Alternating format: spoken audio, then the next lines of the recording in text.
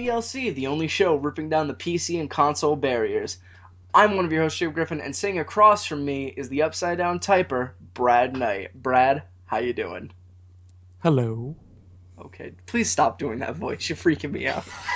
That was like a poor George Takei impression. Oh my. Oh my.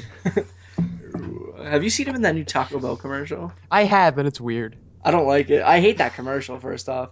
I just hate how it keeps trying to build up, and then it ends in such a... But the quesalupa, a little mini complete with a review for the quesalupa, the thing that they're advertising, delicious food. Is it? Taco Bell may be the best fast food ever. It's like that or McDonald's.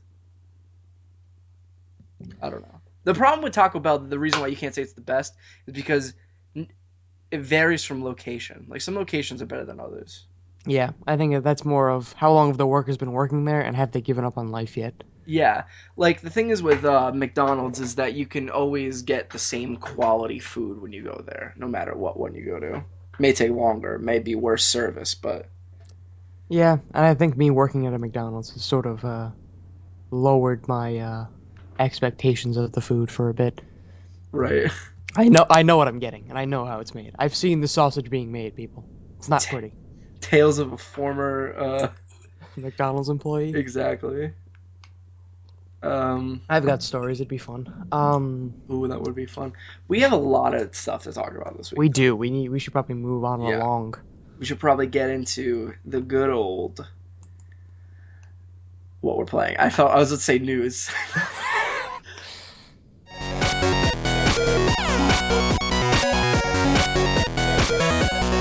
Brad, what have you been playing this week?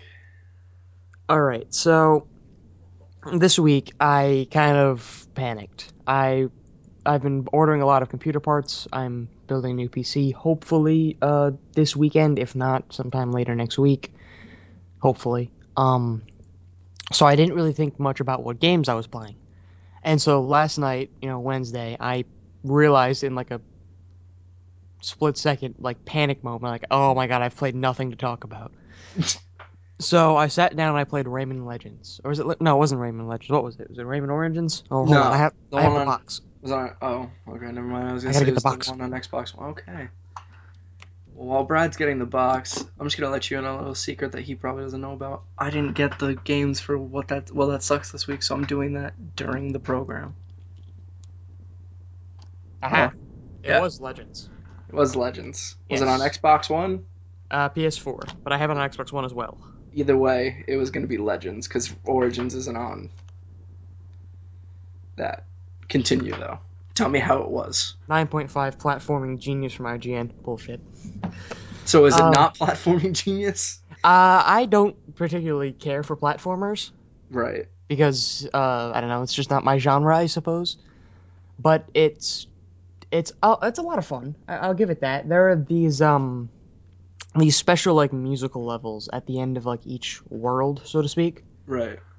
And the levels are really easy, just as you progress, as you're hitting these little, I don't know what they're called, they're like these little blue things. Like fairies or something? Yeah, they're like these little fat blue fairies, little balls. As you hit them, they're like the coins of a Mario game or the rings of a Sonic game or whatever. Right. So as you're collecting them, the music is like following along with every time you hit one. Mm-hmm. So it's really cool. I think the sound is one thing, the audio is one thing they got very, very well in this game. The platforming is fine, the controls are fine. If I was a platforming like legend super fan, yeah, if I was a platforming legend, I would think this game was a 9.5 according to IGN. Right. But honestly, yeah, if you like platforming, you're looking for a game and you haven't tried this one, give it a shot. It's a lot of fun. All right. Anything else you played? Nothing new, nothing warrant talking about. I'm still doing that melee only playthrough in Fallout 4. I just got Piper because I've been kind of avoiding the main quest line. I've just been roaming around. Right. But it's frustrating because I have so many points into like strength and endurance, so I can actually do this.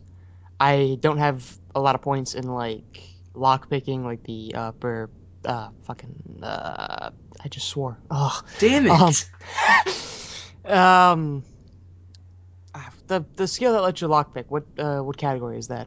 Lockpicking. No, it's the one at the top. The whole Oh, I forget. It starts with a intelligent? P. Is it Oh no, it's intelligence? perception. Perception. That was it.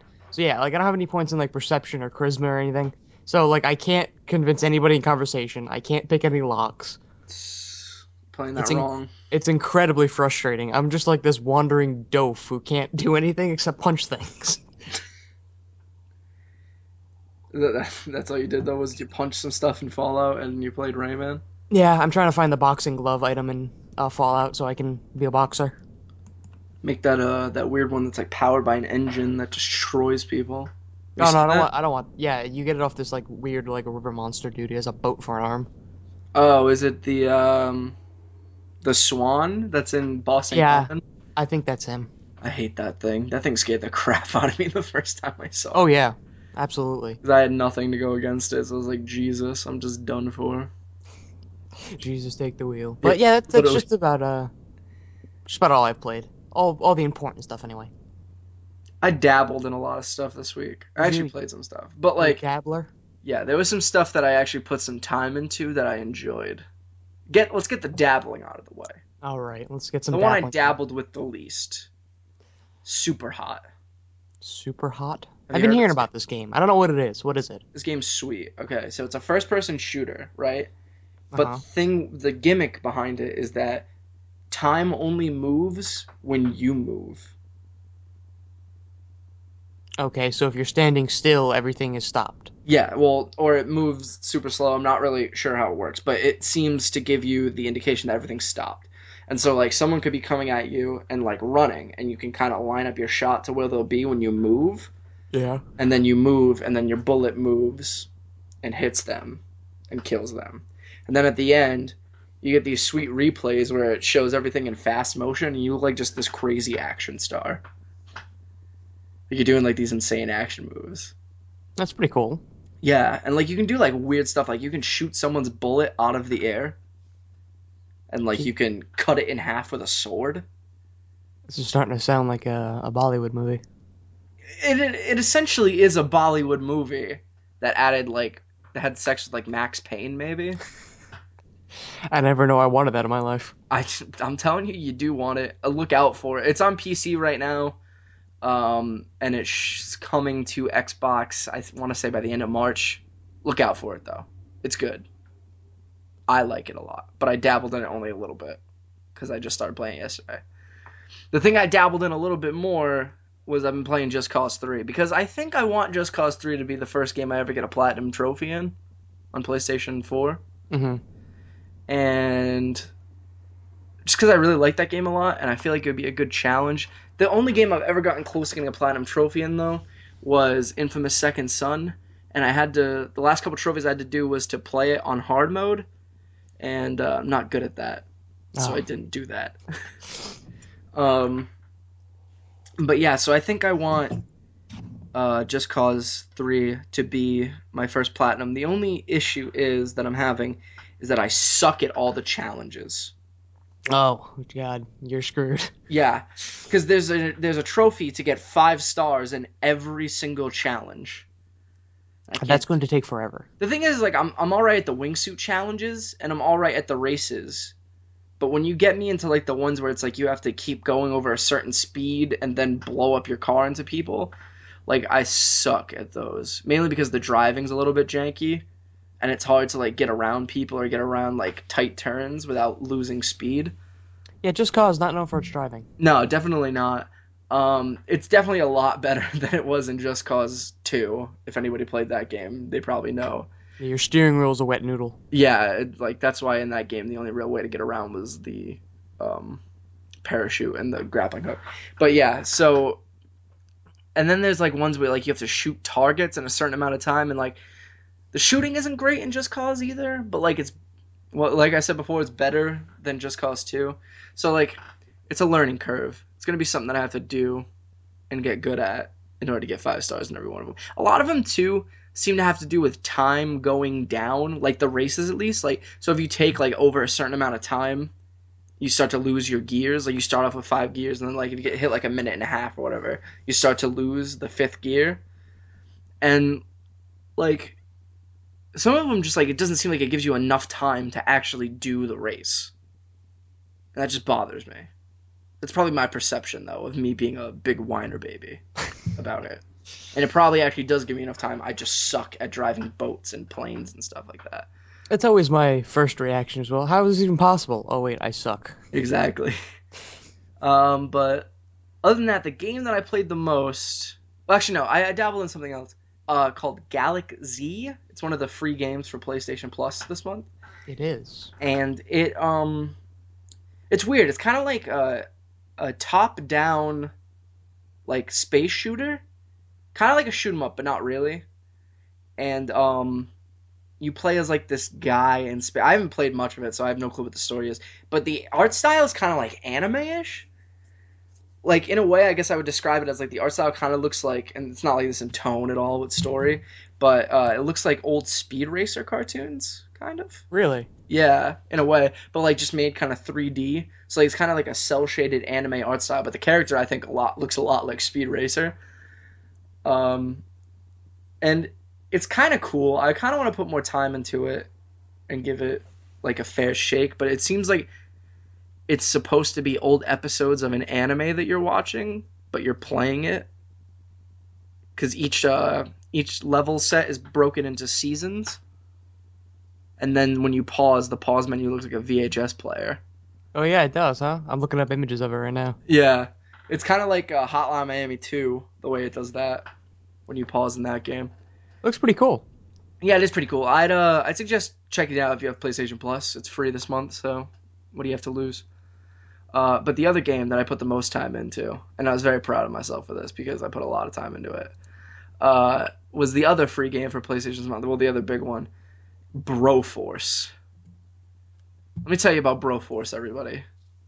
Tell me about it, because I've never played it. You've never played Broforce? Okay. Nope. So, it's a side-scrolling shooter kind of in the style of Contra on the NES. Okay. But every character you play as has a different kind of gun and special ability, and they're all based on 80s and 90s action movie characters. With all bro in the name. So instead of Rambo, there's Rambro. Instead of Commando, there's Bromando. The Brominator. Mech Brover, which is MacGyver. It's like, it's nuts. Oh, God. And your story is that you're like an underfunded military team who goes in with excessive force and just blows up like all of these foreign countries. And like even in like the menus when you're over like a map, it's like it says like the general guy is telling you is like something something, I don't know, they don't speak English. Let's go blow it up. It's actually like pretty funny, and it's like a pretty fun game, and like I don't know how to describe it, but like it's ridiculous. I suggest you all play it. It's very fun. Well, it is free. Yeah, especially if you like 80s and 90s action movies. Like, oh man. Who doesn't? Who doesn't like 80s and 90s action movies? Exactly. Like, if you're just the kind of person who was like, man, Terminator is the top of movies. Arnold Schwarzenegger is the greatest actor of all time. This is a game made for you. Yes. But yeah. So I put a lot of time into that. I'm like 10 levels into it. And how big's the game? I'm not sure actually, because I've heard like there's like crazy later levels where you end up like in hell and stuff. And I'm still moving into Doom territory here. Yeah, and I'm still in like Cambodia, and I haven't unlocked all the bros yet. So I can only. It's a logical progression. Cambodia, then hell. I mean, there's only one step below Cambodia. I don't know. I think there's also like a U.S. because like the way the overworld map looks is like you're in a helicopter and you fly around like a globe. Mm-hmm. You go to different areas on that. And then there's like a whole like America side to it too. So I assume like maybe there's like a thing where like America gets invaded. You're blowing up our states united. Yeah, exactly. But blowing it up in the name of our states united. Yes. I knew this game was going to be fantastic when the logo was just a eagle with muscles and an American flag behind him. Ah. So sporting the patriotism the only way America knows how. Yeah, everybody should play Broforce though. Great game. If it didn't come out last year on PC, I would say Game of the Year, but I technically can't. Yes. So. Game of the Year 2014. 2015. Nice try. 2015. I keep forgetting it's 2016. Yeah, I know. I've done that too, where I sign a couple things 15, and I'm like, fudge, I need to write that check again. I was about to say they gotta outright checks. I would go through checkbooks in like weeks. Yeah. Um, but yeah, so that's it. That's all I really played this week.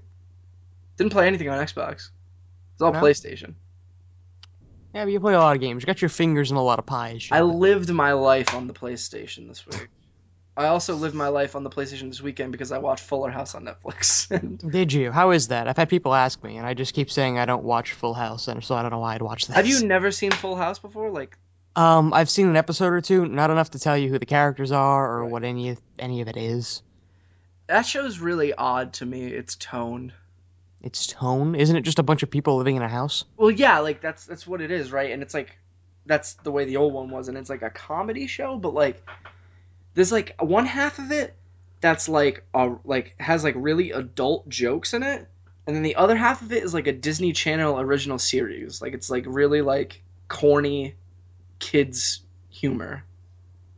So maybe they were trying to pull off like a live action SpongeBob kind of thing, where See, the no, kid. but like I don't know, cause like the jokes are more overt than that. Like it's not like just like uh innuendo. Well, there are innuendo jokes too, but there's like jokes about people's boobs in it and stuff. Oh, so they're just outright. Yeah, like outright making jokes. So like I feel like that was a thing of them just trying to appeal to both audiences of Full House, where like kids watch it now, like because it's on like Nick at Night and stuff, and Yeah. kids like it a lot now. And then like the people who were like kids when they watched it back like in the '90s and stuff, it tries to like appeal to like everybody.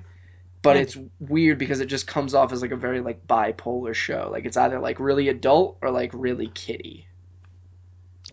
Yeah, I don't feel like I've missed anything by not watching this. Yeah, I mean, if you don't have any fond memories of Full House, then like I don't think the show's gonna do anything for you. I like it a lot, but that's just because I like Full House. I don't know. I'm excited. They announced a season 2. Oh joy. That's all I have to say about it. Other than that, though, let's move into what's probably going to be a very long news segment.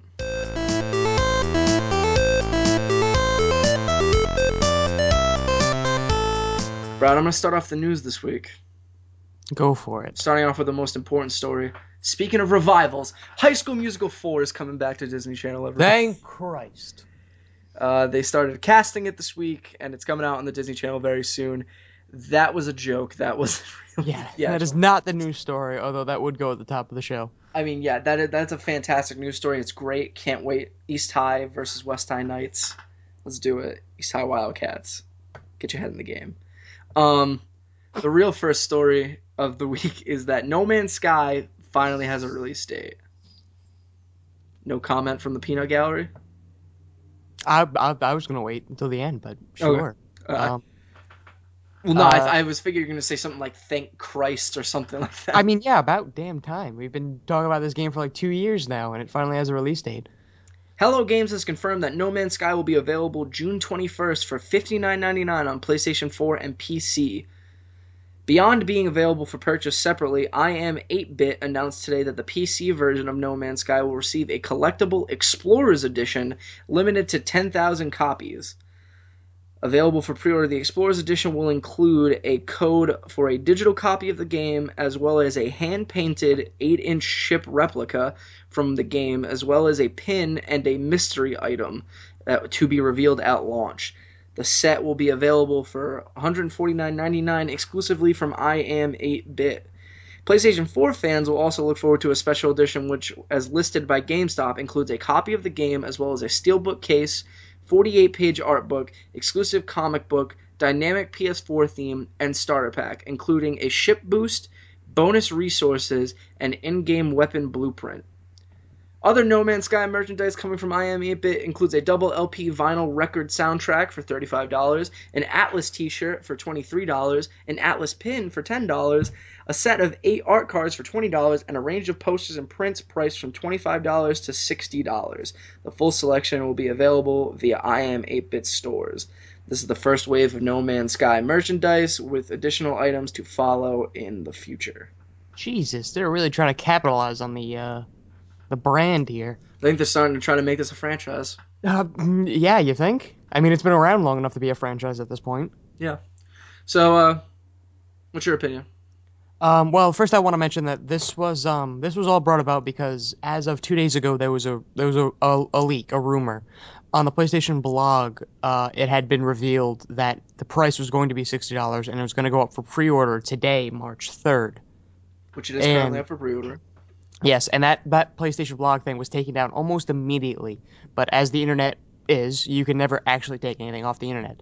So people found out about it, and there were news stories popping up left and right. Right. We weren't going to talk about it on the show until it was confirmed, but they came out and confirmed it today, so here we are. I mean, they said it was going to be today, so I was just like, we'll wait and see. Yeah, so either we would know or we wouldn't. Exactly. Um, I I mean, thank God is all I have to say is we can stop talking about the game as, an if or an and. We can actually talk about it as an entity at this point because it's coming. We know it exists. and the price point caused intense debate between me and Brad Yes, yesterday. we had a rather lengthy discussion, and I think that's going to make it onto our 10 commandments of complete with DLC because of that incident. But Eventually, we're gonna publish what the Ten Commandments are. yes, We're fleshing out the commandments as of right now. just a short preview. The 10 commandments are 10 things we have agreed to never speak about on the show because of the argument or the discussion that always follows these topics. Those topics include thou shalt not talk about Nintendo consoles, Yes. and at this point now, thou shalt not talk about value of game. So, the $60 price point is what has some people up in a roar and has some other people, just they're fine with it because it's a game. It's new titles are $60. That's just kind of the way things are. So the thing was yesterday is like, I I didn't really have a problem with the price point because like I understand that like a lot of work went into this game and like a lot of man hours have gone into building this game. So I was like, there's a lot of stuff here. It has a lot of value to it. Like the way I value games is like, can I do a lot in these games? And like, can I get a lot, like my time and money's worth out of it? I feel like with No Man's Sky, I can definitely get my time and money's worth out of it. And today they put up a bunch of gameplay previews and interviews with the guy who's making this. And like, I kind of get what that game's about now. And I'm like really excited for it. I think at first glance, I'm apprehensive at the $60 price tag. I think it's a little too much for what they've promised so far, but I'm withholding judgment until I know more or until I've played it myself. I would really suggest that you go and look up some of those gameplay breakdown videos and stuff. I probably will after the show so I get a better grasp of Yeah, what they're presenting. because like for just to talk about on the show and actually have a discussion here, like a lot of the stuff they showed it's very actually like they said it was exploration heavy, but like exploration is like actually like a really big part of this, and like you can find like resources on the planet to like help you upgrade your suit and your gun and your spaceship and stuff, and like you can find relics of old alien races and stuff, and that sounds like incredibly cool to me. They have the potential to make this one of the most expansive and immersive games that have ever existed. They could do Easter egg upon Easter egg with like a very small percent chance that it does a certain like you can only find the relics of this ancient civilization on these certain kinds of planets. So Right. now people are running around trying to find those other kinds of planets, and you have immense sort of just possibilities with this sort of game. But it's up in the air right now. I don't know how they're going to handle that. Some other quick things I heard about. There is multiplayer in the game, but it's not multiplayer in the sense of like, oh, let me invite my friend and then he'll just show up in my game. It's like the kind of thing where like there are people flying around the universe and stuff, and like while you may bump into another player, it's not like guaranteed or anything. And they said that You're almost never going to find anybody. yeah, they said later on in launch they might add that kind of thing of like exploring with a friend, like invite the friend to your game and stuff. But like as of when the game launches, it's not going to be that kind of thing. I don't see why not. I feel like that would make it more fun. Like you and your buddy land on a planet together. You're all right. You go left, I go right. We'll meet up back here. Yeah, like that kind of bummed me out when I heard that today too, because I was like that would be actually really fun to explore a planet with my friend. But I actually kind of like that you find people along the way thing. Like I think that feels way more immersive in the universe. Yeah, I think that's pretty cool. I think there's room for both. Like you and your buddy could be flying around, and maybe you run into a group of 3 or 4 guys that just came from a planet you're planning to go to or whatever. I think that would be pretty cool. But Yeah. like they said, with the size of the playable world that they're giving you, it's almost impossible you'll ever find anybody. The other thing they talked about is that there are actual NPCs in the world that you talk to on space stations and on planets. Like there are buildings on planets that you can find NPCs in, and some of them will be like will have different traits. So some of them like war more. So if you're like blowing stuff up, they are more responsive to you. Some people like nature more. So like if you're just like peacefully walking around looking at stuff, like they'll like you more.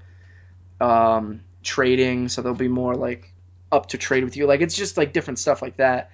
Those are the examples I heard, but that's cool that there are actually NPC characters that you can come across. That reminds me that it sort of reminds me of like a more like advanced version of the Minecraft villager.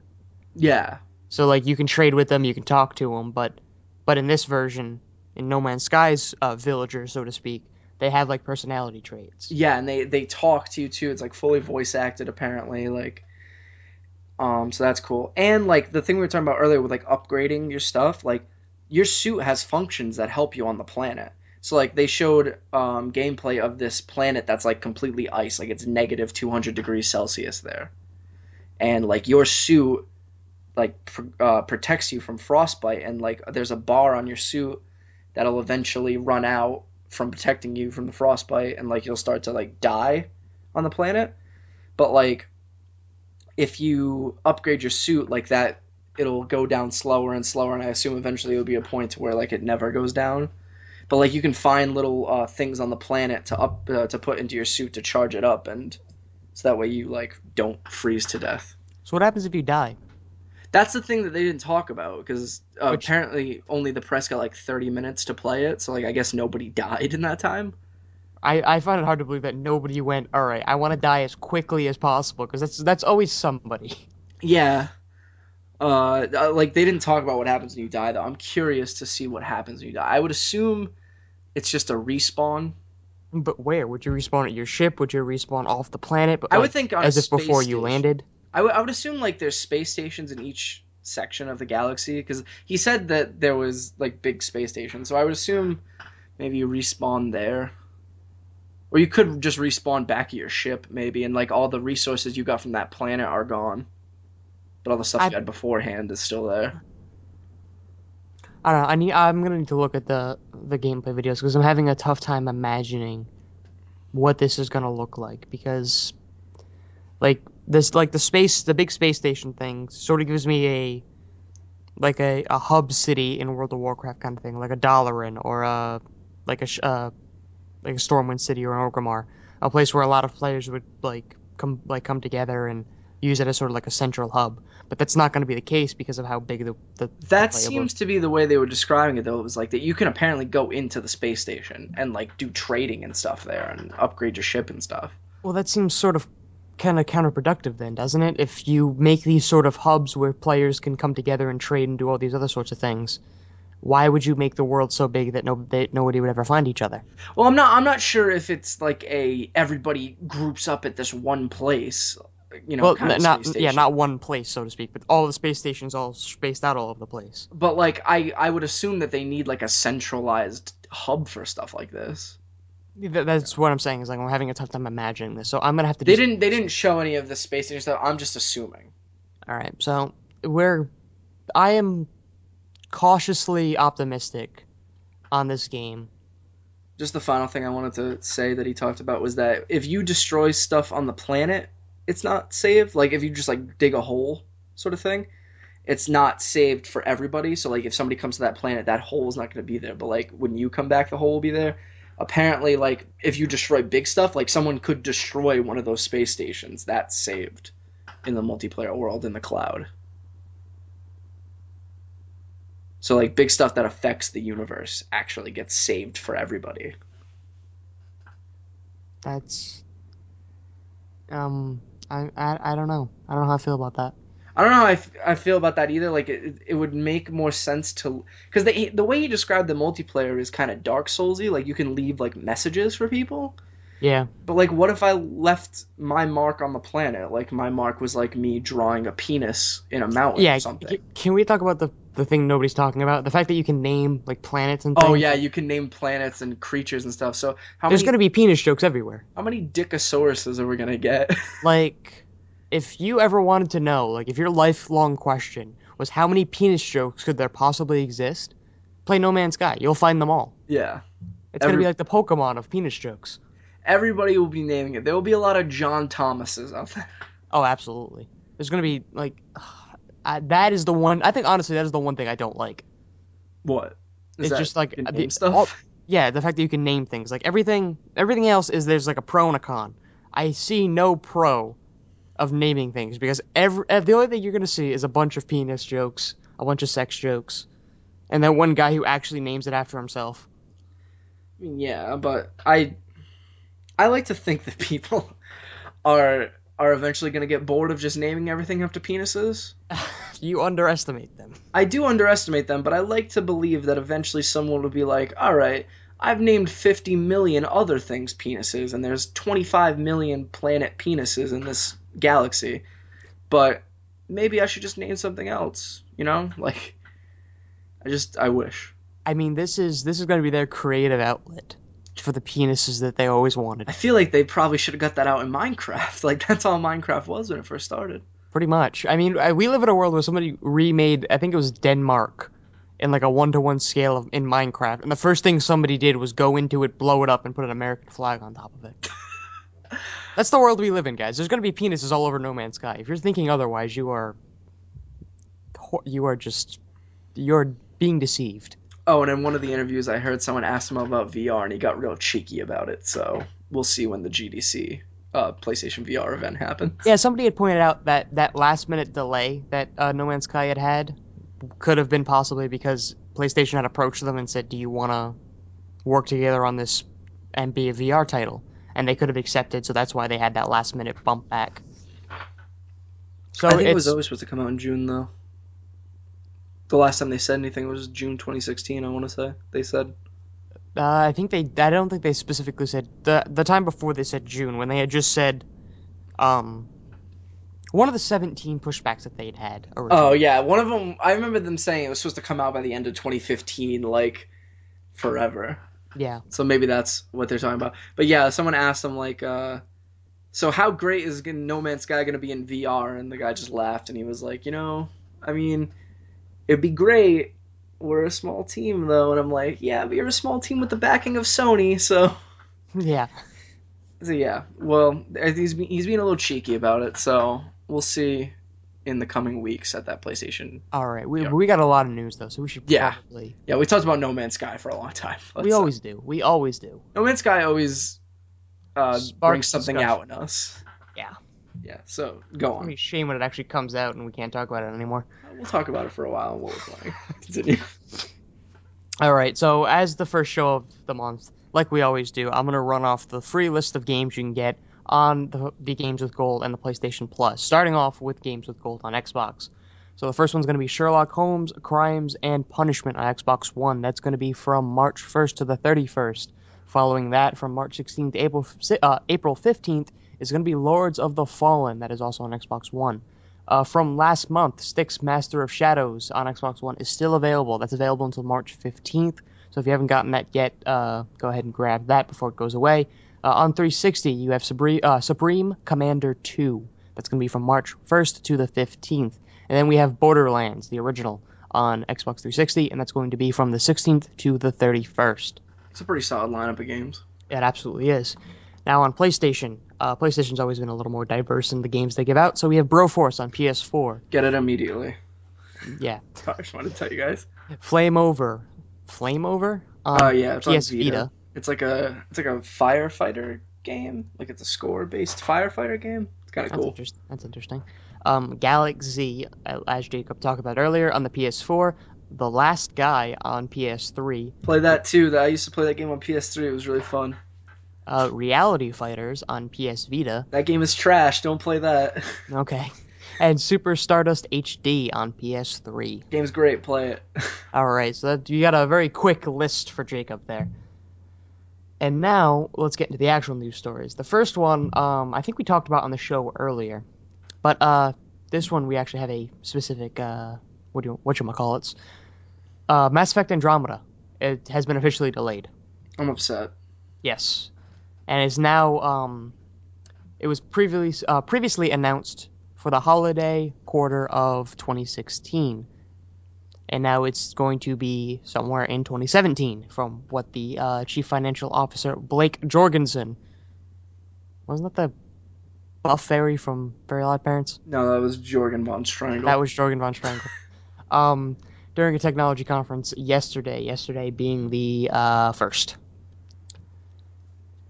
So Jorgensen was asked to list the publisher's upcoming non-sports titles. He said Mass Effect Andromeda would launch in our fourth quarter. EA's fiscal year ends March 31st, meaning this game would launch between January and March 2017. Okay. So I want to talk about something real quick Sure. to do with this. While I'm not the hugest Mass Effect fan, like I played like the second one and that was it. I was very excited about this game because it's like it seems like a reboot in a way. So like It kind of is. I can play it and not have to have played the old games. That's why I was so excited. So now I'm upset that it's later, but I don't really care about delays. It's good. Take as much time as you need to make the best game possible. Continue. Okay. Say what you're gonna say. Sure. I lost my place now. Great. Okay. I apologize. No, it's fine. Oh, so we have his entire response here for some context if you want to know like the whole thing. So it's not that long. I'll read it. This is a quote from Jorgensen. So we've got a great year ahead. For the first time, I'm trying to tamp down Wall Street expectations and then build it up. Good position to be in, I guess. We've got our Battlefield first-person shooter game coming in the third quarter, and our third-party title that Respawn, our partner, built. It's called Titanfall. It's second title that they brought into that brand. Both of those are first-person shooters and will be targeted around both the fast action-driven shooting market as well as the strategy-driven market in the quarter. We have all of our sports games. We have Mirror's Edge Runner game. That's the first quarter this year on May 24th. And then we have Mass Effect, which is a sci-fi action game in our fourth quarter. So big year ahead, and we're pretty excited. So they didn't just come out and say, oh, yeah, we delayed it. He kind of threw it in there at the end. Yeah. It's like, oh, yeah, that's in our fourth quarter now. I just hope nobody notices. But they noticed. Yeah. They absolutely noticed. So, yeah, that's just about everything. It's delayed, unfortunately. You can speculate whether or not this was because of the main writer leaving. I think that was either a week or two ago. That was a week ago. I believe a few months prior to that, they had a pretty large technical designer leave. So they've had a few people jump ship on the Andromeda project, and it's not boding well for its release date, as we see here. Can I say something else about EA? Unless, say what you're going to say, but I want to say something about EA too. Oh, no, I was just going to. At the bottom of the article here, it does specify that it will not continue the story of Commander Shepard, who was the protagonist of the original trilogy. Right, that's why I was somewhat excited for it. But this whole news about this stuff came out of an EA earnings call. You know how much money they make just in DLC every year? Probably far too much. It's like it was $3 some billion? 1 point something billion dollars. Yeah. And 650 million of that is just from the Ultimate Team stuff from their sports games. Yeah, I'm not surprised. That's insane. Almost most of EA's lineup at this point is yearly sports titles. And if you think every year there are 3 or 4 sports titles and they all have pretty expensive DLC, it adds up pretty quickly. It's just I just was like I was shocked by that. I was like amazed. I was like, wow. It reminds me of the news I heard the other day that Twitter has lost $2 billion since Yeah, they're it still opened. not profitable. Yeah, Like they've lost $2 billion since they opened a decade ago. That's insane. Twitter's my favorite social media. That's really upsetting. That's scary. It's not going anywhere. Yeah, it's true. I think it's too built into the mainstream world at this Yeah. point. And if we know anything, Nick Cannon could buy it and save it out like he did Radio Shack. Did Nick Cannon really buy Radio Shack? Yeah, he became their like chief financial officer. Like he gave them a bunch of money and they appointed him. He essentially saved it from bankruptcy. That's one of the greatest stories I've ever heard in my life. It's pretty funny actually. I don't know why, but he did it. It's awful at the same time. Yeah, so next story we have on the list here is Minecraft. We don't ever talk about Minecraft, so I figured I'd throw it in here for a little pizzazz. We did it. Yeah, we're hitting all the age markets here. So there's a new version that came out 1.9.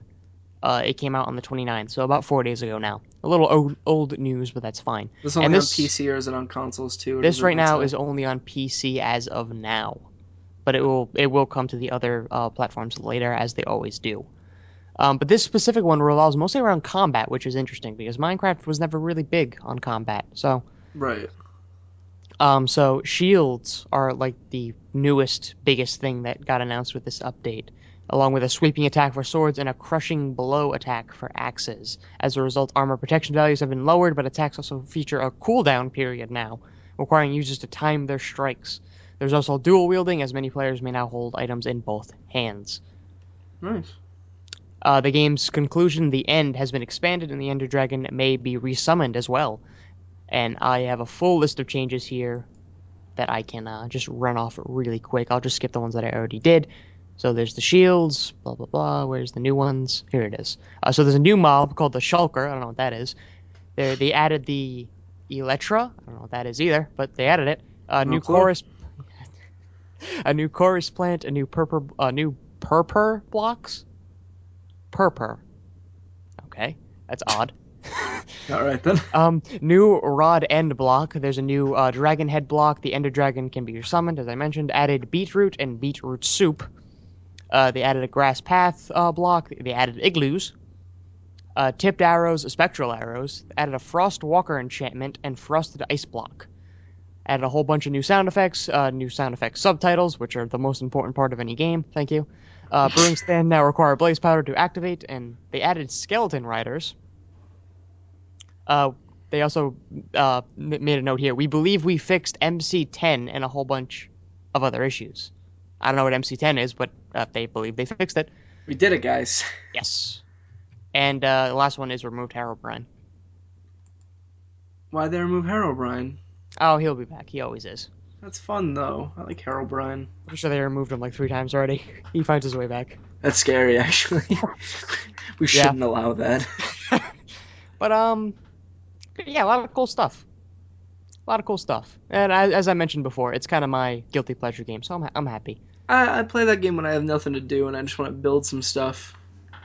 A lot of people are like, oh, but all this stuff has been in mods for the longest time now, you know. Vanilla Minecraft so far behind, blah, blah, blah, blah, blah. I'm like, yeah, well... Think about all of us stuck on the consoles, alright? Yeah, or just think of people who don't want to go through the hassle of getting mods. That's true. Modding Minecraft is incredibly difficult.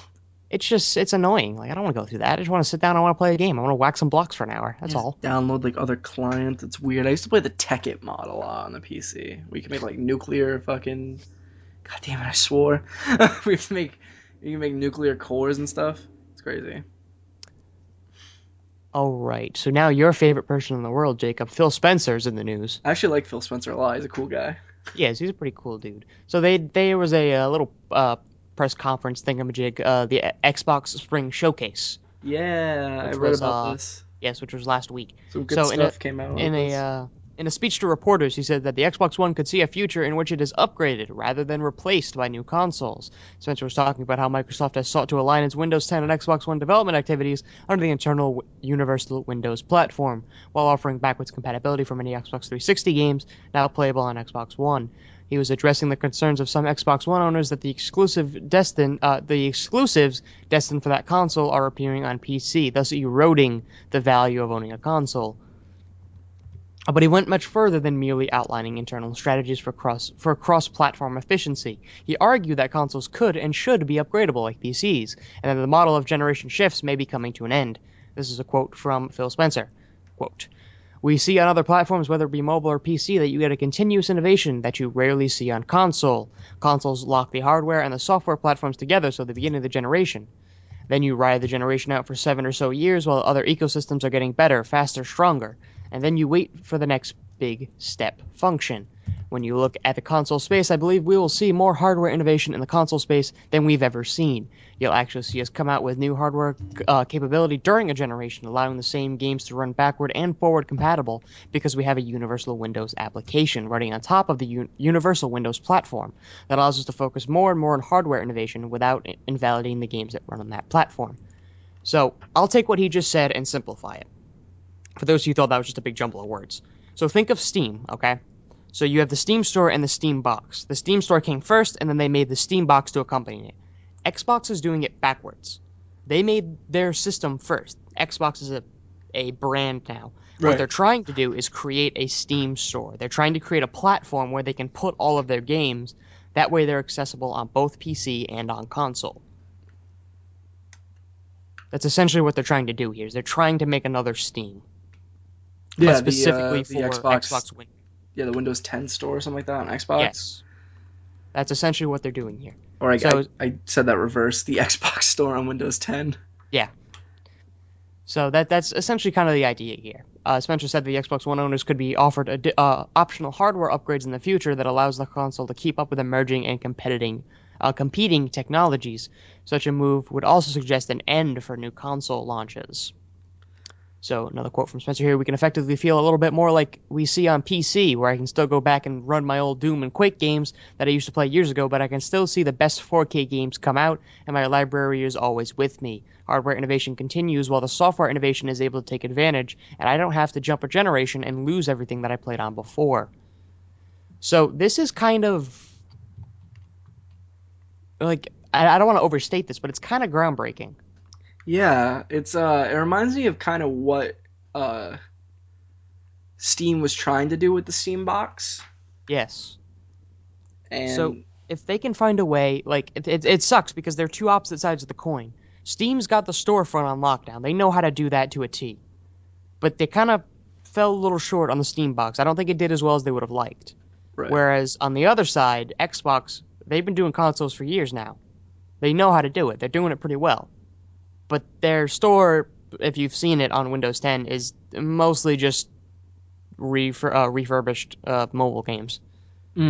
Like Solitaire and stuff like that. Yeah, so it's like their storefront is lacking. If they could find a way to kind of combine and like learn from the other, we could see a world where you can play cross-platform like everywhere. Well, that event announced like a bunch of stuff like that.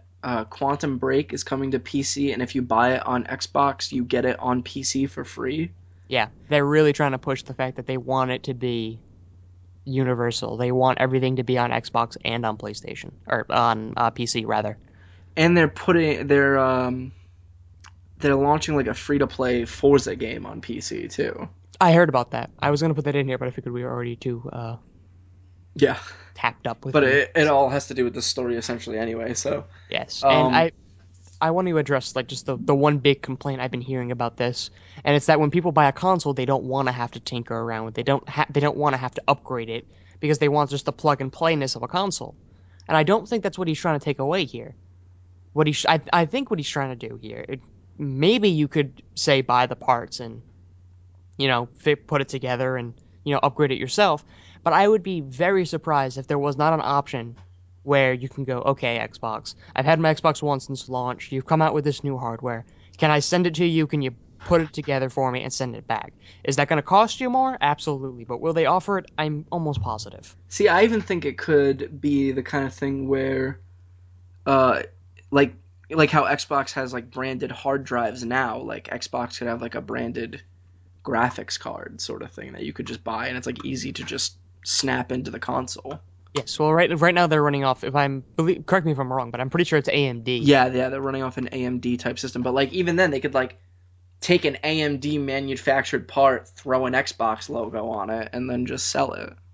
Yeah, I mean, I don't. I am excited to see what comes of this news. I think is really what I have to say. I want to live in a world where I can upgrade my Xbox One with the newest hardware rather than having to buy a new $500 console.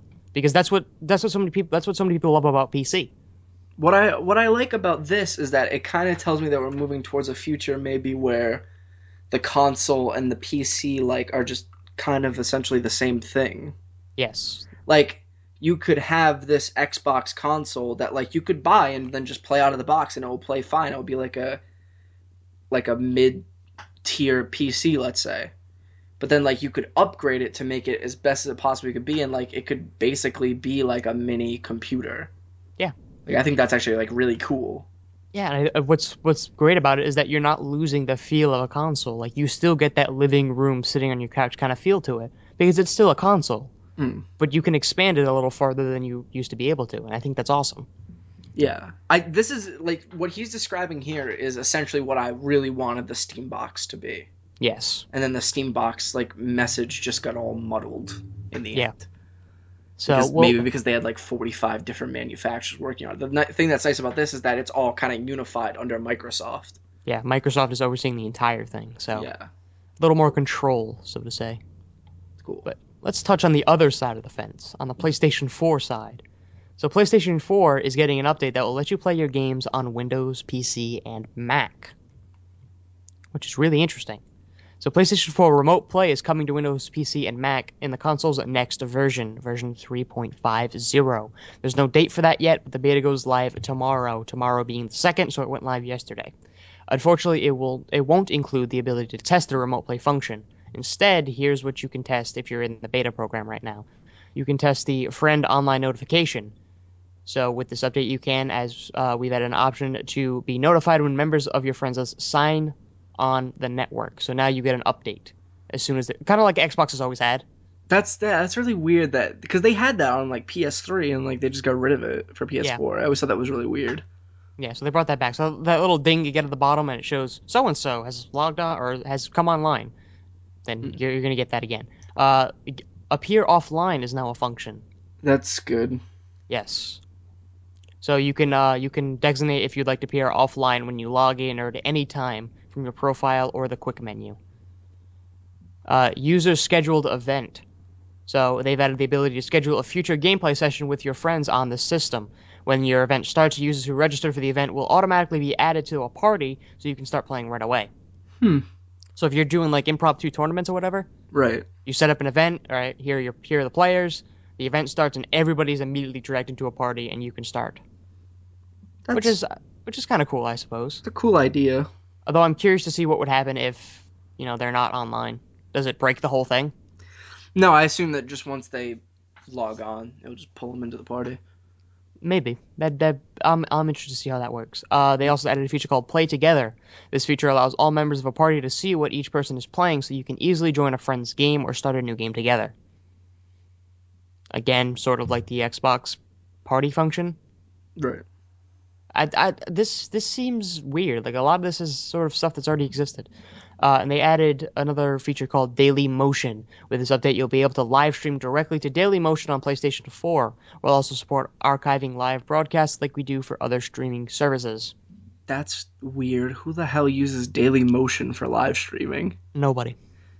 Daily Motion's like a bunch of weird like videos on it. Like, I notice people only use Daily Motion because you can post videos of like nudity and nobody cares because it's Daily Motion. Yep, because the two guys working at the Daily Motion headquarters are playing Uno together and they don't have time to actually check what's getting uploaded. Exactly. Like, this is all cool stuff they're adding, but like it's all stuff that's already there. Yeah, like the appear offline, that's sort of like even remote play is nothing new. Like, you can do that with the Vita now. Yeah. So yeah, I like how the one thing that actually was kind of cool, the one that like isn't like here or hasn't been here, is the remote play. It hasn't been on a console. It's been on Vita. Yeah. But you can't test it. So. Well, I don't think. I think it's just that you can go on your computer and like download like a PlayStation application and then just play your PlayStation stuff on your computer. It's possible, but they didn't really explain it. I think it's just like a streaming thing, basically. Like, that's the way it works on the Vita now, is you go onto the Vita and it basically works as if you're using the PlayStation 4, but it's just on your Vita. And then it maps the controls to, like, the Vita. Possibly. So I wonder if they copy that architecture onto the PlayStation version. I'm curious if that means, like, you could play, like, a game with a mouse and keyboard?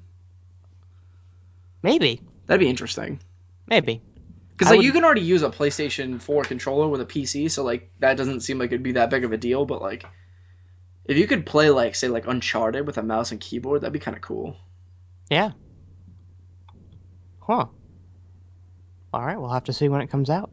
Well, here's a news story that'll make you happy because I know I made you sad with the Andromeda story earlier. Mm. HoloLens Dev Edition pre-orders opened up for a March shipment. Oh boy, can I afford it? And it includes a new Conquer game. Oh, oh yeah, I saw this. That made me more sad.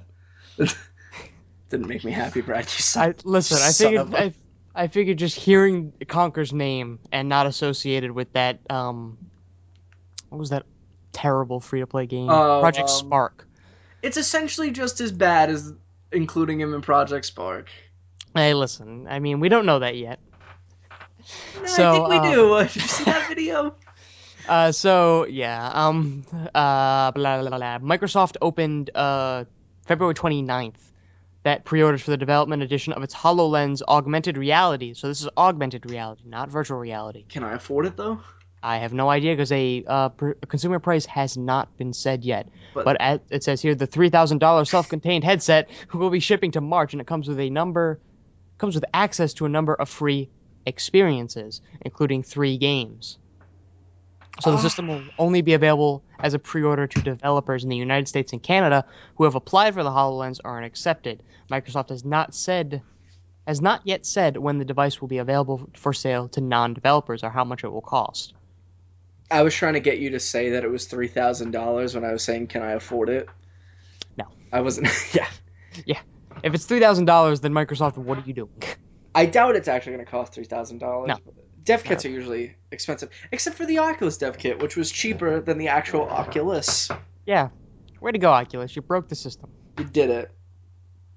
So, for those who don't know, I'll explain quickly what augmented reality is. Augmented reality is, rather than compared to virtual reality where you put on a headset and all you can see is that world, augmented reality is it changes the world around you. So, you put on these little glasses and your coffee table now has Conquer running across it, or now has a Minecraft world on it, or that kind of thing. So, rather than put you in a new world, it changes the one you're already in. Yippee. Yeah, so the HoloLens was magical. Honestly, I think it has some fantastic applications. Yeah, but nothing. I don't think gaming is really going to be this thing's strong suit, though. I would say things that would really benefit from feeling like you're watching or you're in control of it. Like, say, Pokemon or Yu-Gi-Oh! The weird thing is, like, I feel like medical could be really good for this. Like, you look at someone and basically get an X-ray of their body. Yeah, I feel like it's going to have a lot of applications. That'd be kind of cool. So it was originally announced as a general Windows device, initially shown off with a variety of experiences, including Skype, an exploration of photorealistic Mars, sculpting, and games. But gaming is obviously a big push for the device, with games being nearly half of the free experiences available for download on the HoloLens. So contrary to what Jacob and I just said, gaming is apparently a very big focus for these guys. What is Skype like on that thing? I don't know. That's odd. Maybe it just like throws a Skype window on like the corner of your vision. I would assume that it's just gonna broadcast like the person's video to the thing in front of you. So like, what if it's like Star Trek and I'm like sitting on my sofa and I get into a Skype call with you and I look to the side and you're sitting on the sofa with me? That would be, oh my god, that would be odd. I don't like that. I do not like that. I think that'd be kind of funny. And if I look around, like your like sitting position stays the same, but like you like my background changes. So now you're sitting on my coffee table or you're sitting on like the top of my TV. I think that'd be funny. Yeah, I kind of want this now. It'd be funny visually. It would absolutely be hysterical. So Kudo, I'm gonna screw up your last name, man. I'm so sorry. Kudo Sudota? Sure. All right. So Kudo Sudota has quoted as saying, "Game is clearly an exciting and lucrative genre of content on any development platform. Having been a gamer my whole life and a game developer all of my adult life, it is an area of passion for me as a developer." He's one of the biggest developers on HoloLens right now. Right. For the HoloLens Development Edition, we have developed 3 unique examples of mixed reality games that demonstrate the elements of holographic gameplay that no other platform can deliver. Young Conquer is the example that he gives. And it's that Conquer by Rare, and it's an augmented reality platformer. I'll give you the quote here from him so you can get his take on the game. I It already says, know. Young Conquer is unique because it takes traditional platform gaming mechanics and sets them loose in your real-world environment as the gameplay level.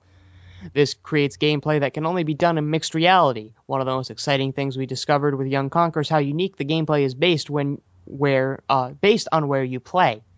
So rather than having set levels, it creates the level out of whatever you're looking at, which is a really cool idea. That's awesome. But I'm not entirely sure how this is going to look. The design of Young Conquer makes me want to throw up. Can I just say that? You don't like the look of it? No. I think it's interesting. So I'm not going to go through everything they've announced here because this is a really long article. But the long and short of it is you're going to be hearing more about HoloLens in the future. I'll throw it in whenever it comes in the news. But it's coming. It's in development edition, so where Oculus was about 4 years ago. Apparently, he knows when a couch is a couch and it becomes a bouncy surface. See, that kind of thing I think is awesome. Like, that's really putting your augmented reality platform to the absolute, like, pinnacle of what you can do with it. Right, but then you look at Young Conquer and you're just like, ugh. Yeah, so Stop it. he looks kind of funny, but I'm okay with it. Can I say something? When is Microsoft going to learn that maybe they should just make a regular Conquer game again? Like, they're like, let's put him into Project Spark. Let's put him into HoloLens. How about let's just put him on the Xbox One? You know? I think because at this point they've muddled his name so much that they know that even if they made a normal Conquer game, it wouldn't work. Then just stop using him. Make up a new character. No, they want to they figure just run him into the ground.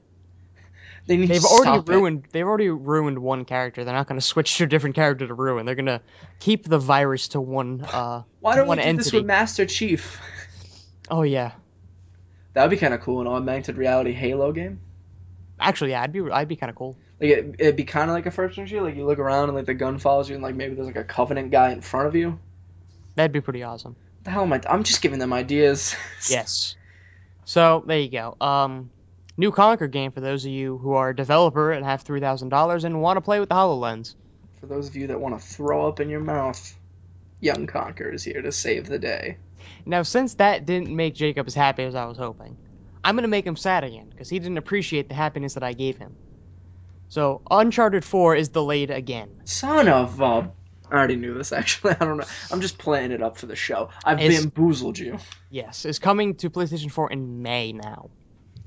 So, Uncharted 4: A Thief's End will be released worldwide on May 10th.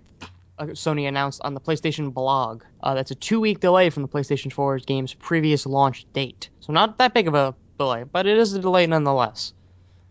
So Sean Layden, president and CEO of Sony Computer Entertainment America, chalked up the brief delay to the need for more manufacturing time. This is a quote from him, by the way. As you know, Naughty Dog is wrapping up production on Uncharted 4: A Thief's End, with the game on track to go gold and into production later this month. In an effort to meet the considerable worldwide demand and to ensure that all gamers worldwide have the opportunity to play the game on day one, we have chosen to postpone the launch of the game by 2 weeks, allowing for extra manufacturing time. So, this is not the first time this has happened. Uncharted 4 has been pushed back quite a few times, and the game was once planned for release at the end of 2015. That's funny. So, while it's not the end of the world, it's reminiscent of things that have happened in the past. For example, Gears of War 3 was an example of this, where it was announced, and like it was delayed so long that it didn't come out until like 2 years afterwards. I mean, I doubt Uncharted 4 is going to be a bad game. Like, it doesn't look bad. No, I mean, no Uncharted game has ever really been bad, so it's... Yeah. I'm sure it'll be a fine game, it's just when are you getting it is the question at hand. And you know what? Let them take their time with it. They delayed The Last of Us, and that was like one of the best games on the PS3, so... It's something we learned in one of our game development courses, is nobody remembers which game was delayed, but everybody remembers a game that came out poor. It's a quote that I like to say from Shigeru Miyamoto, is that a delayed game is bad for a little bit, a bad game is bad forever, or something like that. The example I always give is Super Mario 64 on the N64.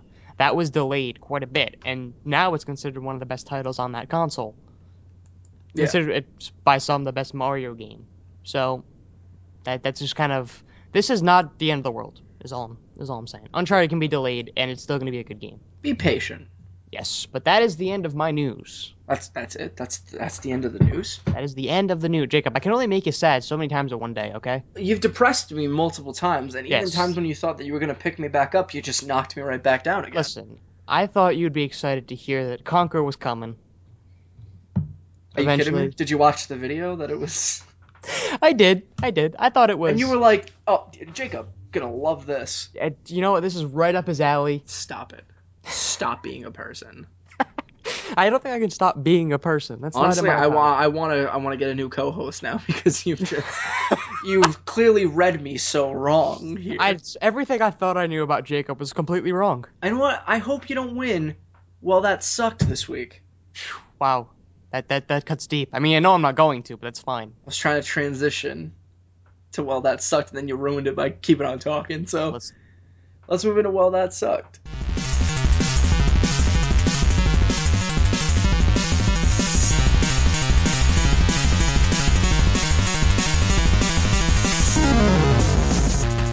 Welcome to Well That Sucked. The way the game works is simple.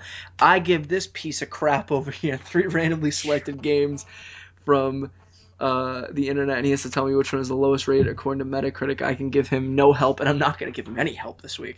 Yeah, even if I ask for it, I'm on my own. Besides a brief description of the game if he asks for it. Brad, be ready. Let's do it. Round 1. Round 1. Oh, he's doing the voice again. I am. I'm gonna keep doing the voice. Heavy Rain. Oh. Beyond Two Souls. Okay. Indigo Prophecy. Haven't heard of the last one. These are all games made by the studio Quantic Dream. What's the last one? It plays exactly the same as like Heavy Rain and Beyond Two Souls. Oh, so it's like another story-based game with QuickTime event-y type stuff. Good to know that they have really changed up their formula. They seem to like to tell stories, and you know what? Good for them. Heavy Rain was a good game.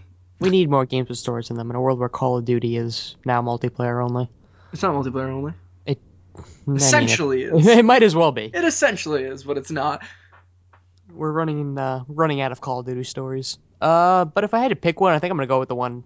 I'm not terribly familiar with Heavy Rain or the Beyond Two Souls, but I've never heard of Indigo, so I'm gonna go with that one. Go with the unknown. Brad. Yes. This makes me so happy to say you're wrong. Yeah, I figured. It's probably it's Beyond Two Souls. Two Souls. Yeah. Yeah. Can you tell me what Beyond Two Souls was rated? Probably a 75. Really close, 72. Oh. It's closer than I thought. Second highest was Indigo Prophecy with an 85, and the highest was Heavy Rain with an 87. Yeah, I figured it wouldn't be Heavy Rain. Everybody loved that game. Round 2. Round 2. Firewatch. Oh. The Witness. Oh. Everybody's Gone to the Rapture. These are games where walking is the primary gameplay. That's why you didn't put, like, Dear Esther on here. Yeah, I was thinking about it. I was looking at a bunch of different stuff. A little insight into earlier. When you went away to go grab your box, I explained to the audience that I didn't pick the games before we started. And because I figured we were going to be watching the Nintendo Direct, so I just didn't do anything. I didn't get ready for the show at all. And kind of rushed in your Yeah, I did this during the news. Nice. That is efficient. Yeah. I applaud your efficiency. So Gone to the Rapture, The Witness, and Firewatch. Yes. So if I'm going on personal opinion here, I think The Witness. I think the walking mechanic takes away from it as a game. What do you think it'd be better as just a straight up puzzle game? Yeah, because I think some of the puzzles are just like fantastic in it. Like it uses some just amazing mechanics. Yeah, it's got fantastic puzzle design. I actually really want to play that game. Yes, it looks amazing, but I just wandering around the island at times, wondering where you're supposed to go next. I feel like that really kind of just takes you out of the kind of thinking mode you're supposed to be in. If you're gonna do the walking around mechanic, at least make it a little easier to find out where you're supposed to go. Mm. But I've never played Firewatch, though I've heard about it, and I've never played The other one. What was the other one? Everybody's Going to the Rapture. Yeah, Everybody's Gone to the Rapture. I actually really wanted to play Everybody's Going to the Rapture, and then I thought it sounded like horror-y, and I was kind of into that, and then it wasn't that, so I kind of didn't play that, and I still want to play Firewatch, but I haven't yet. So what is the story of Everybody's Gone to the Rapture? Everybody gets raptured, and you walk around an island, and you listen to stories of people that were on it was a village in, like, London or something like that. Every time I hear that, I immediately think Everybody's Gone to a Rapture in BioShock. Yeah, but no, it's rapture, like, like the biblical rapture, like people flew up into the sky naked. Yes.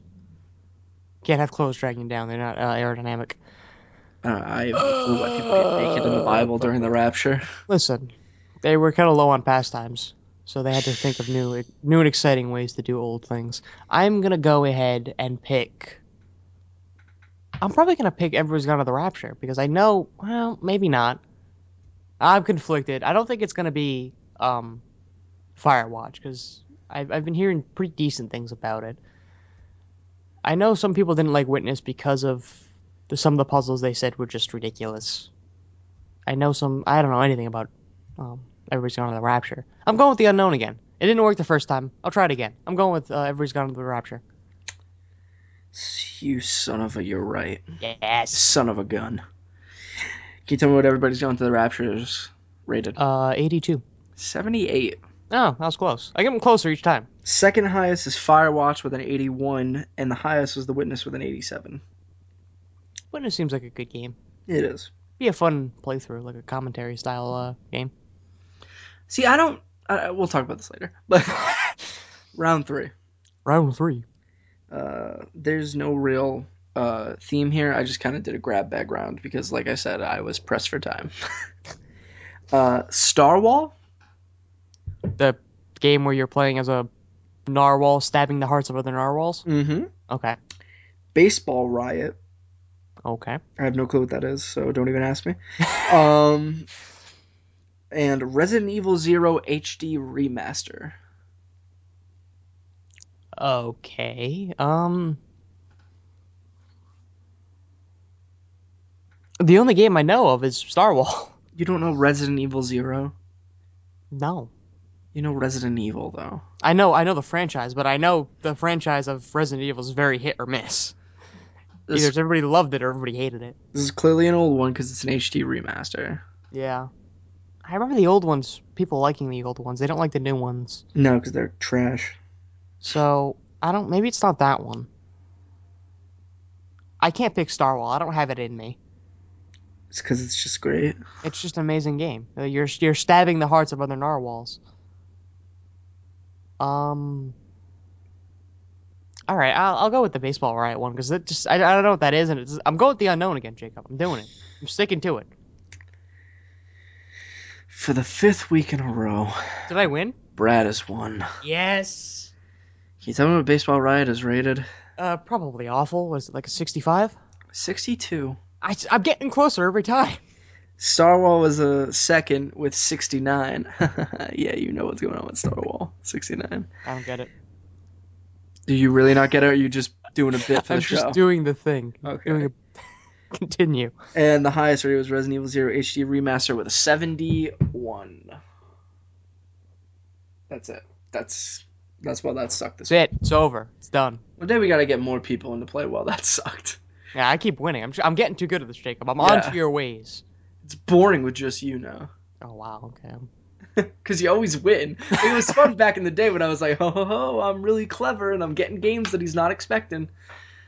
To be fair, I wasn't expecting Baseball Riot. Yeah, I have no clue. I'm while you do the spiel, I'm going to look up what Baseball Riot is. Okay, so if you want to get in touch with us, you can do that at completewithdlc@gmail.com.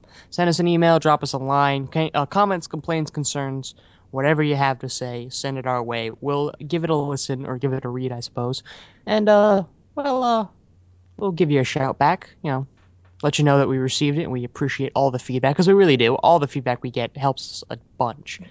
So you can find us on iTunes, Stitcher, and SoundCloud. SoundCloud's where the RS feed is hosted, so if you want to get direct from the source, that is where you're going to want to go. Leave us a comment on any of the SoundCloud tracks or on the iTunes or Stitcher stores, and leave us a review on iTunes or Stitcher. It really helps us out. It means a bunch. I know everybody says that, but it's really true. It really does help. Just really quick, I found out what Baseball Riot is. It's a game where you have to... It's a zombie game? No, it seems to be a puzzle game where you have to collect stars and knock out fans of baseball by aiming your shot of baseballs at people. That is a lot less fun than I was imagining. I was imagining a zombie game where you ran around as a former baseball player, knocking heads off zombies. It looks somewhat fun, but it looks like it'd be like a good mobile game, not a console game. Anyway, continue. All right, so you can find us on social medias. Ooh, it's on the Vita. Oh, great. I'm sure all three people who own it are very excited. You can find us on social media. That is Complete with DLC. We're on Twitter, and we're also on Twitch and YouTube. I apologize for not keeping up to date with the episodes on YouTube if you're of the YouTube inclination. Because of the issues I have with the computer. As soon as I build the new system, I will get right back to uploading all the updated episodes. It is a little far behind right now, so if you're a usual YouTube listener or you know somebody who is, point them to the iTunes, Stitcher, or the SoundCloud versions, because for a while that's probably going to be the only way to get the show. Yeah, that's basically it for the show info. Jacob, where can they get in touch with you, the somewhat salty co-host of Complete with DLC? If you want a Twitter with the maximum salt, you want to go and look up It's Jay Griff, ITSJAY, GRIFF. I was pretty salty about the Oscars this weekend because Star Wars didn't win anything, so if you want to read those salty tweets, you can. And I'm still a little sad that, what's-his-name didn't win. Who? Stallone. Yeah, I know. I was real salty about that, too. That's why I posted very derogatory terms about the film Bridge of Spies. Bridge of Spies. Yes. But anyway, yeah, so follow me. I'm also on any social media as that, so just look that up in the chat. He's branded at this point. Yeah. If anybody tries to take it, I'll kill him. Yeah. Google It's Jay Griff, and I swear to God, you're going to get pictures of the same, just him in a red shirt. The picture's everywhere, guys. You can't get rid of it. I'm going to do that right now. Brad, where can they find you? If you want to get in touch with me, you can do that on Twitter as well. I'm Kalgny, Kalgne. Yeah, just throw me a what do you do on Twitter? Follow. Yeah. Yeah. You can tell I don't use this site. But if you actually want to get in touch with me and have a conversation or whatever, then BattleNet is going to be the best way to do that. That is, my BattleNet code is going to be Brad1261. If you have to include that little hashtag thing, I don't know if you do. If you do, it's Brad, little hashtag 1261. Yes, it's right in the middle. I don't know why, but it is. A little bit of an update. Yes. Just Googled myself, and everything that came up in images is stuff that has to do with me or my friends, my Twitter pictures, my Vines, my YouTube videos. Told you guys, he's branded. He's everywhere. It's all me. And then some random pictures of emo Peter Parker from Spider-Man 3. Interesting. I like that you're associated with that. Oh, wait, no. It's because I posted in the Kinda Funny forums, and that's somebody's picture in the Kinda Funny forums. Ah. That's why I'm in there. Oh, if you don't use BattleNet and you still want to get in touch with me, and maybe you don't like Twitter, you don't have faith in me that I'll respond to you on Twitter, just direct me to the email, specify that the question's for me in the email, and then I'll answer it for you. Or if it's for Jacob, specify that, and I'll pass it his way, because I'm usually the one who just pops on the email every day just to check. But I believe that's it. Twitter, BattleNet, and the email if you so choose. Nice. Jacob. Yeah. Yeah. I think that's the show. That's the show? I believe so. Did I miss something? No, you didn't actually. That's everything. Yeah. That's the program. Thanks for tuning in. Thanks for listening. That was the most awkward ending we've ever had. This has been Complete with DLC. I'm having a stroke. I'm Brad Knight, and call an ambulance. And thank you for listening.